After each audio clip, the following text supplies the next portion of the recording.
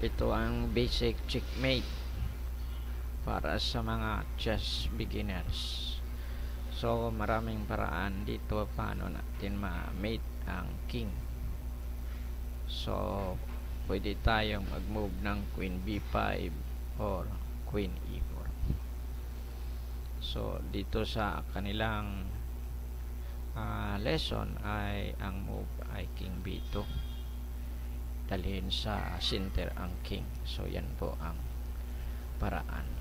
Pero ito yung move na queen e4, ito yung ideas na na-discover ko dito sa position. Mas madali kasi ito.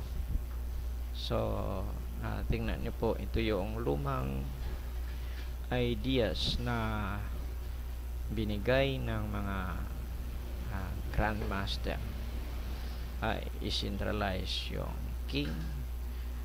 So ito yung ideas na discover ko, ay i-centralize yung queen para ma-divide yung square, makontrol natin yung kabilang side.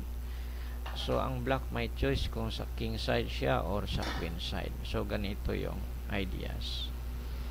Pa king side siya, so i-move natin yung king. So tingnan muna natin itong lumang ideas. King b2, i-centralize lang yung king. So nag king c3, so king e5. Ayan, so after king e5 nag-move siya queen g6. So pwede naman mag-move ng dito, queen d3. Okay, so yan ang kanyang ideas. Ang gusto niya, ang gagawin, dalhin niya dito yung king pa ilalim. So yan ang kanyang idea. So yung queen ay gumagawa yan ng square. Ito yung squares.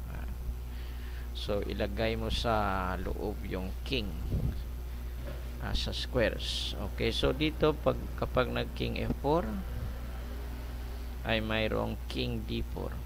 Okay, para ma-drive out pa ilalim yung king. So kung nag king d5 siya, mayroong queen e8. Okay, so yan po ang idea. So dito muna tayo sa king f4, king d4, para ma-drive out yung kanyang king. Queen g5, king f2. Okay, mag-move tayo ng queen. King e1, mag-move tayo ng king d3. King dito. King e3, king f1. Tapos retreat lang ng square yung queen. Dahil wala nang ibang square yung king. Tapos may checkmate. So 9 moves na mate niya yung king. So balik tayo dito sa ikalawang ideas, kasi ito yung ikalawang ideas na binabanggit dito. So kapag queen b5 ay para makontrol yung rank, yung 5th rank. So yung ideas dito ay kapag nag king d6, so pwede rin na i-move natin yung king, pero ito yung kanyang ginawa, nag-move ng queen f5 para ma-drive out dito yung king sa kabilang side. King c6 nga, susundin lang. Ayan, king c7. Okay, kunin yung rank. Ito ay paano makontrol yung rank.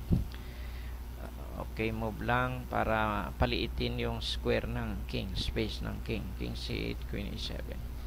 So ito yung basic ideas paano matihin ang king. Okay, move forward ang king. So after king b8, wala na siyang pupuntahan na square. So checkmate na next move. So kung king move, okay, mayroon dyan dito check, mayroon dyan checkmate, mayroon dito checkmate. So only 13 moves. Okay, so punta tayo dito sa sinasabi ko na queen e4. So ang black may choice, king f6. Okay, kung king d6, so kung king f6, dadalhin natin yung king sa gitna. 1, 2, 3. Okay, after 3 moves, centralize natin yung king. Tapos i-drive out yung king pa gilid. Okay, so dito na king d6, move natin yung king forward, pwede rin. Forward lang. So, okay. Move siya, king move, king lang tayo, c5 kapag nag-align yung kanyang king. So, king d8. Ayan. Ayan, mayroong checkmate. Okay, 7 moves lang ito. So, yan po ang ideas paano matihin yung king. Okay, so tingnan natin kung dito siya sa king f6. So, pag nag-king f6 siya, wag natin galawin yung king. Mag-control tayo dito sa rank. King move lang tayo. So, depende yan sa black kung anong gagawin niya. So, pag dyan siya, ay move pa rin tayo. So, pabalik-balik siya dyan. Move tayo. Centralize yung king. Okay. So, yan lang gagawin natin. Ayan. Tapos, i-check siya natin. So, kung punta siya dito, ma-retreat lang tayo. May 2 moves made.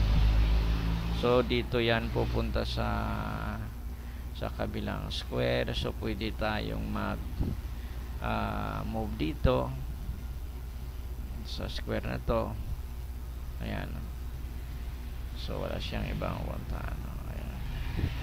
Pabalik-balik na lang siya dito sa dalawang square. Move tayo. Okay.